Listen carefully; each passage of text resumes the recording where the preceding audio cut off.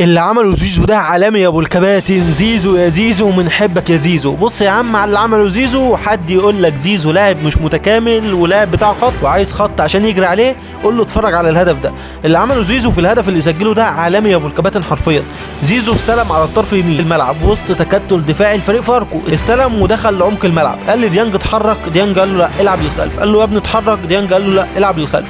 بس زيزو مصمم ان هو يلعب لقدام، وفعلا لعب لديانج في المساحه في قدام، وديانج رجعها له تاني. وزيزو خد الكره ونقل الكره بنفسه من الطرف اليمين للطرف الشمال، ودخل في المساحه وعمل باص حلو لبن رمضان اللي بيعدي كل مره بنفس الطريقه، ولعب عرضيه متكرره بشكل كبير جدا.